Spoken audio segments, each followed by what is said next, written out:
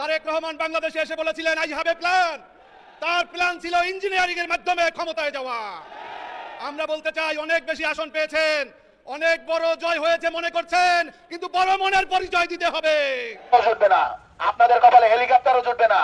আপনাদের তো আর একজন বন্ধু হিসেবে নরেন্দ্র মোদী নাই, আর মাথার উপরে হলো কি ভারত নাই।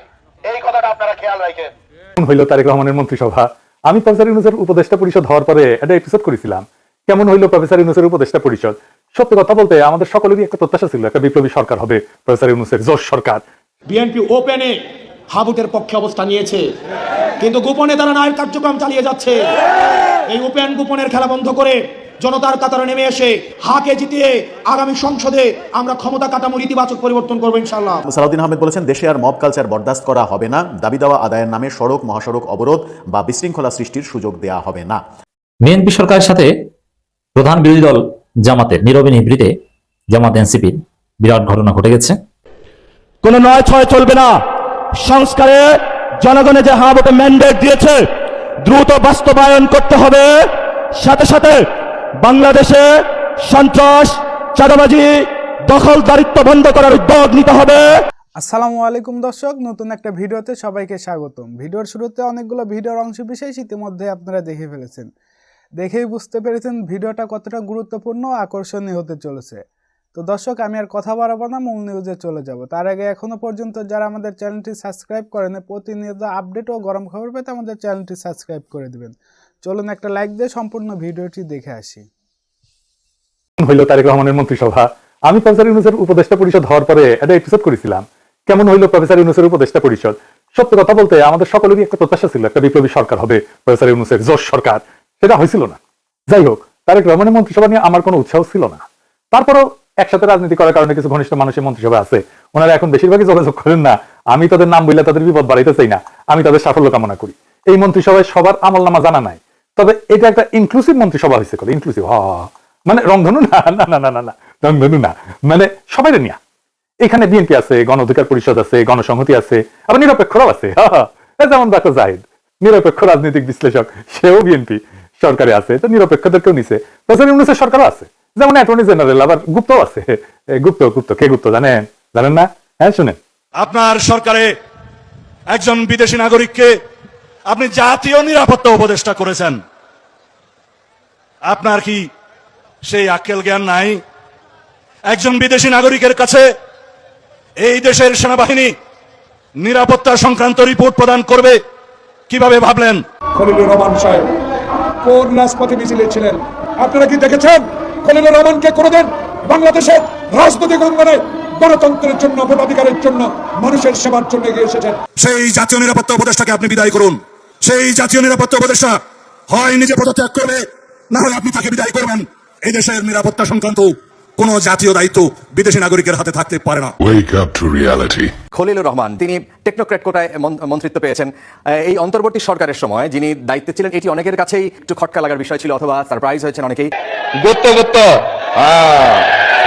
বিএনপি এনসিপি করতে যে কিংস পার্টি, আর প্রফেসর ইউনূসের সরকারের স্বরাষ্ট্র সচিব তারেক রহমানের মন্ত্রী পরিষদ সচিব, প্রফেসর ইউনূসের অ্যাটর্নি জেনারেল তারেক রহমানের আইন মন্ত্রী, প্রফেসর ইউনূসের নিরাপত্তা উপদেষ্টা তারেক রহমানের পররাষ্ট্রমন্ত্রী, তারপরেও এনসিপি কিংস পার্টি।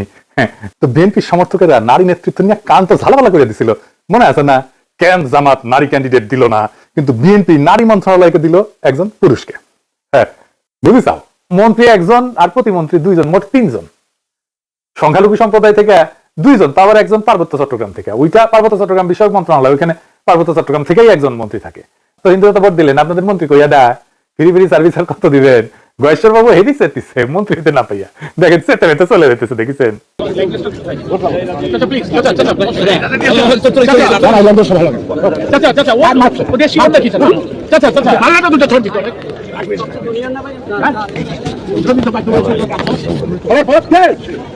দেখেছেন?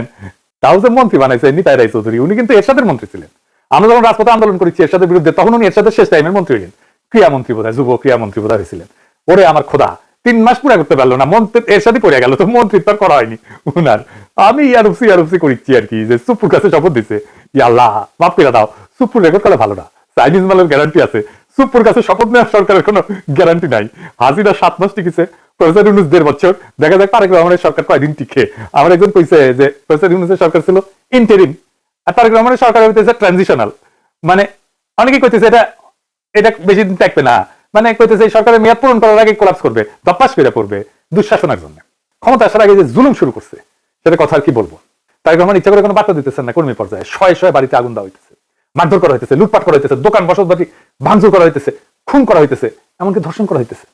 সেটা আবার চাপাও দিতেছে তারেক রহমানের চাকর বাকর যে সাংবাদিক গুলো আছে সেগুলো। কোনো স্যাদ নাই তারেক রহমানের, উনি সম্প্রীতি দেখাইতে যাইতেছেন, বিরোধী দলের নেতাদের বাসে, নাহিদের বাসায় যাইতেছেন, শফিক সাহেবের বাসায় যাইতেছেন, কিন্তু কর্মীরা যে জুলুম করতেছে অন্য দলের উপরে সেটার ব্যাপারে কোনো ভ্রুক্ষেপ নেই। জামাত এনসিপির বাইরা আপনাদের বলি, জুলুম কলে চলবে আপনাদের উপরে, এটাই উনার প্ল্যানের অংশ। জুলাইয়ের সাথে যুদ্ধ উনার প্ল্যানের অংশ। আপনি বিএনপি আলাদার আলাপগুলো দেখেন, আমার আর ইলিয়াসের সোশ্যাল মিডিয়া ইউটিউব বন্ধ করে দিবে, হাদির কবর উড়াই দিবে, আমাদের ধরে নিয়ে গিয়ে বিচার করবে। যে সবচেয়ে ভদ্রভাবে কথা বলতেছে বিএনপি, সেও বলতেছে অনেক হয়েছে, এবার থামেন, দেশটারে শান্তি দেন, চুপ থাকেন। চুপ করানো হইতেছে সবচেয়ে ভদ্র অ্যাপ্রোচ তাদের। মানে একটা সরকার, একটা রাজনৈতিক দল, তার কোনো বিরোধিতা থাকবে না, আমরা কোনো কথা বলবো না। যেহেতু আমরা সরকার বিরোধী, তাই আমাদের কথা বলার কোনো অধিকার নেই, আমাদের চুপ থাকতে হবে, কারণ দেশে এখন শান্তি দরকার। এটা তারা সহ্য করবে না। শেরপুরে মাওলানা রেজাউল করিমকে খুন করছিল না বিএনপি, আজকে বিএনপির নেতা কর্মীরা ওই ঘটনায় জামাতের 122 জন সহ অজ্ঞাতনামা 300 থেকে 40 জনের নামে মামলা করেছে। চিন্তা করেন কি তামাশা। মানে আপনার সহকর্মীদের মারবে, আপনার সহযোদ্ধারে মারবে এবং আপনার নামে মামলা দিবে। দেখেন একজন লিখতেছে বিএনপি সমালোচনা করার জন্য পাড়ার বিএনপি নেতা ডেকে নিয়ে কইতেছে গুলি করে দিবে, গুলি করে দিবে। আওয়ামী লীগ কোনোদিন এই কাজ করে নাই, দেখেছেন? তারেক রহমানের নিয়ে কোনো কথা বলা যাবে না। পুলিশ আবার আগের অবস্থা ফিরে আসিছে, দেখেন অ্যারেস্ট করবি, দেখেন পুলিশের রোয়াব। কি করেন? আপনি শুনেন, কি করেন? দেখি আপনার আইডি কার্ড বের করেন। কি বলছেন? আমি কইছি যে ভাই রাস্তায় যান, আপনারা কি জানেন কিনা এই বিষয়টা আমি বলছি। হ্যাঁ, তারপরে কি বলছেন? তারেক রহমান বিষয়ে কোনো কথা বলছেন? আমি যদি তারেক রহমান যদি আপনারা ইয়েতেন না, কেয়ার করতেন না। উনি প্রশ্ন করছে গাড়ি ঘোড়া কম চলতেছে কি জন্য, কম চলতেছে কি জন্য। আমাদের একজনে বলছে যে আমরা তো এরকম জানি না, আমাদের এরিয়া তো ক্রিকেট থানা, ক্রিকেট থানা এলাকা আমাদের এরিয়া। উনি প্রশ্ন করে যে আপনারা তাহলে কি করেন, কি করেন? যদি তারেক রহমান মারা যায় তাহলে আপনারা যাবেন না, রেসপন্স করবেন না। আমার প্রশ্ন হলো এখানে তারেক রহমান মারার প্রসঙ্গ কেন আসবে? এই কথা তার কেন আসবে? দেখেছেন? আর বিভিন্ন জায়গায় আওয়ামী লীগ অফিস খুলে বসতেছে, অফিস খুলতেছে, তাদের অফিস খুলে হইতেছে। বিএনপির লোকরা অফিস খুলতেছে, আওয়ামী লীগের লোকরা উৎসব করে অফিস খুলতেছে। মনে হয় আওয়ামী লীগ জিতেছে নির্বাচনে, আসলে তো আওয়ামী লীগ জিতেছে। তো এটা তো বিএনপি এবং আওয়ামী লীগের বিজয়। আমি কইছিলাম না, দেন না ভোট ধানের শীষে, ওটার পাশায় শোয়া আছে, ওটা যখন যাবে না টের পাবেন। দেখেছেন অবস্থা? এবার আসেন কয়টা রত্ন দেখি মন্ত্রিসভা। শুটার ফয়সলকে হাদিরে যে খুন করছিল, ওরা যে জামিন করানো যে আইনজীবী, সে মন্ত্রিসভায় জায়গা দেওয়া হয়েছে। উনি এখন হাদি হত্যার মামলা রাজনৈতিক বিবেচনা মামলা হিসেবে বাতিল করে দিবি। দেখেন ওই দিবি, এই ছবিটা দেখেন, এই যে কাফন মোড়ানো যে লাশটা দেখিচ্ছেন না, ওর নাম তানজিল জাহান তামিম, চুয়েট থেকে পড়াশোনা করছিল, ইঞ্জিনিয়ার, দ্বীপটিভিত কাজ করতো। তার একটা জমির মালিক ছিল তামিমের পরিবার, সেই জমির উপরে ডেভেলপার দিয়ে একটা ভবন নির্মাণ করে 9 তলা। ওই ভবনে 27টা ফ্ল্যাট ছিল, প্রত্যেক জমির মালিককে 5টা করে ফ্ল্যাট দেওয়ার কথা ছিল। 3 জন মালিক ছিল, মানে 3 5 15টা ফ্ল্যাট। কিন্তু জমির মালিক এই নিহত তামিমের বাবাকে 2টা ফ্ল্যাট দেয় মাত্র, যেখানে তার 5টা পাওয়ার কথা ছিল, 3টা ফ্ল্যাট মেরে দিছে। এই নিয়ে ঝামেলা হয়। 10 অক্টোবর 2024 20-25 জন ডেভেলপার কোম্পানির দুর্বৃত্ত সিসি ক্যামেরা ভেঙ্গা তানজিলের উপরে হামলা চালায়। গুরুতর আহত অবস্থায় দেওয়া হলে চিকিৎসক তাকে মৃত ঘোষণা করে। এই খুনে ডেভেলপার কোম্পানির নাম জানেন? এর নাম প্লেজেন্ট প্রপার্টি। এই কোম্পানির মালিককে জানেন? শেখ রবিউল আলম রবি। তামিম হত্যার 3 নম্বর আসামি, ধানের শীষ প্রতীকে ঢাকা 10 থেকে এমপি নির্বাচিত হয়েছে এবং আজকে থেকে সড়ক পরিবহন সেতু মন্ত্রণালয়, রেলপথ মন্ত্রণালয়, নৌ পরিবহন মন্ত্রণালয়ের দায়িত্ব দিচ্ছে তারেক রহমান। দেখেছেন? এটা নিয়ে বিপ্লবী পোস্ট দিছিল, ওয়াকারে পথ বালক, দেখেন। পরে আবার মাল পানি খেয়ে মুছে দিছে, খুঁজেই পাবেন না লেখা। প্রফেসর ইউনূসের জামানায় কত যে ধান্দা করেছে, ওই তারই হত্যা নাই, কত যে মাল কামাইছে। যাই হোক, শহীদ প্রেসিডেন্ট জিয়াউর রহমানের খুনি জেনারেল এরশাদের পুরা সময় জুড়ে যে বাটপাট্টা উপপ্রধানমন্ত্রী ছিল, চক্ষু বিশেষজ্ঞ ডাক্তার এম এ মতিন, তার পোলা মুহিত হয়েছে তারেক রহমানের প্রতিমন্ত্রী। সে কিন্তু আবার ব্রিটিশ সিটিজেন। এই যে দেখেন তার ইমিগ্রেশন রেকর্ড, বাংলাদেশের এয়ারপোর্টে সেখানে জলজল করতেছে ব্রিটিশ নাগরিক লেখা, বাংলাদেশের রেকর্ড। ওই ব্রিটিশ পাসপোর্ট নিয়ে 18 জানুয়ারি বাংলাদেশে পা রাখছিল, তারপরে মনোনয়নপত্র জমা দেয়। তারপরে যখন দ্বৈত নাগরিকত্বের প্রশ্ন আসলো, উই কইল যে কখনোই আমি দ্বৈত নাগরিক ছিলাম না, আমি কখনোই অন্য দেশের নাগরিক ছিলাম না। নির্বাচনের পরে মন্ত্রী হিসাবে শপথ নিল, আলহামদুলিল্লাহ। তো এই মুহিত কিন্তু ডাক্তার, ঢাকা মেডিকেলে পড়েছিল, আঙ্গেরে বছর 4 জুনিয়র মনে হয়। এর সাথে আমলে সে আকাম করেছিল। সেই সময় হেভি সেন্সেশন ছিল, এটা খুবই সেন্সেশনাল ঘটনা ছিল আমাদের টাইমে। আমরা তখন আন্দোলন সংগ্রাম করতেছি এরশাদের বিরুদ্ধে। বাপি শাহরিয়ার বলে এক তরুণ সরাকার ছিল, ওই পাড়ায় রাস্তার মধ্যে সাইকেল চালাইতেছিল বাপি, আর রাস্তাটা নিজের মনে করে দ্রুত বেগে গাড়ি চালাইতেছিল এরশাদ আমলের সেই মন্ত্রী মতিন সাহেবের ছেলে এই মুহিতের গাড়ির ধাক্কায় ছিটকা পড়ছিল বাপি, মেরুদণ্ডের হাড় ভেঙে যায়, প্যারালাইসিস হয়ে পড়ে থাকে, বিছানায় পড়ে থাকে। অবর্ণনীয় কষ্টে ভুগছে বাপি শাহরিয়ার, বিচার পায় নাই, চিকিৎসাও পায় নাই। তো পরিবারের মুখাপেক্ষী হইয়া একটা তরুণ কতদিন বাইচে থাকতে পারে বলেন? সে দুঃখে আর গ্লানিতে পরিবারের বোঝা হইয়া থাকতে না চাইয়া অভিমানে আত্মহত্যা করছিল ছেলেটা। এইটা নিয়ে সেই সময় একটা দারুণ মঞ্চনাটক হয়েছিল, খুব বিখ্যাত মঞ্চনাটক হয়েছিল। তখন মঞ্চনাটক কিন্তু খুব চলতো, নাম ছিল সাত ঘাটের কানাকুড়ি। ওইখানে 7 ভাই ছিল আর কি, তার মধ্যে এক ভাই এই বাপি শাহরিয়ার। এই ঘটনাটা ওই নাটকের মধ্যে আছে, মমতাজউদ্দিন আহমেদের বইও আছে, আপনারা পড়তে পারবেন। এই মহিতি এখন স্বাস্থ্য প্রতিমন্ত্রী হয়েছে। ছাত্র জীবনে জাসদ ছাত্রলীগ করতো, মানে হাসানুল্লাহ কিনুর। তখন জাসদ ছাত্রলীগ বড় এবং প্রভাবশালী সংগঠন। ছাত্র দল করে নাই, কখনোই করে নাই। এক ফ্যামিলি থেকে নাকি একাধিক প্রার্থী দিবি না বিএনপি, কতগুলো দিছে দেখেছেন। এই ফ্যামিলি থেকে খালি মির্জা আব্বাস ভাই ভাবির জন্য আর একটা নমিনেশন চাইলেই দোষ, তাই না? এই দুনিয়ায় ইনসাফ নাই কলে, বুঝেছেন মির্জা আব্বাস ভাই? একেবারে কোনো ইনসাফ নাই, বেইনসাফির দুনিয়া। সেই জন্য তো এত ইনসাফ করি। আমাদের একজন বনমন্ত্রী উপহার দিচ্ছেন তারেক রহমান, উনি বনে যায় আগে আসবেন, একদম পারফেক্ট হয়েছে। ভালুকায় বন বিভাগের যে বন আছে না, এটার জমি উনি খায় ফেলছিলেন। এই উনার পছন্দের ফোনের আলো রিপোর্ট দেখেন, আরে উপরে দেখেন, উপরে একটা নাম আছে মিজানুর রহমান সিনহা, এটা দেখেন, হাইলাইট করে দেখান, নাম দেখেছেন না?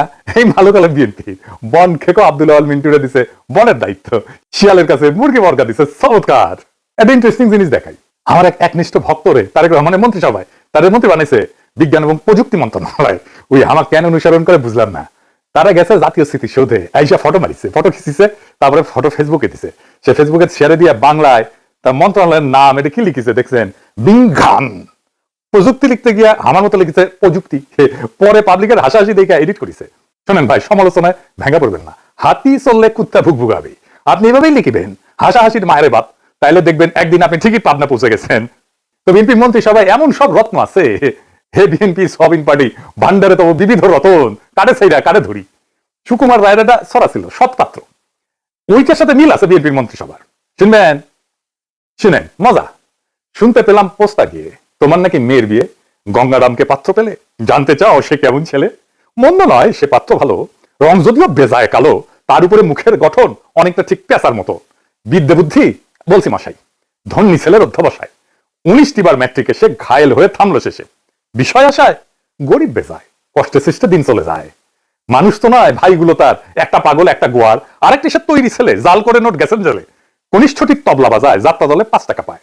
গঙ্গারাম তো কেবল ভোগে পিলের জ্বর আর পাণ্ডু রোগে, কিন্তু তারা উচ্চ ঘর, কংসরাজের বংশধর। শ্যামলাহিরি বনগ্রামের কি যেন হয় গঙ্গারামের। যা হোক, এবার পাত্র পেলে এমন কি আর মন্দ ছেলে। তো একদিন পরে একটা গণতান্ত্রিক ভাবে নির্বাচিত সরকার পেলাম, তার একটা মন্ত্রিসভা পেলাম, পেছেন একটা মন্ত্রিসভা, মন্দ না।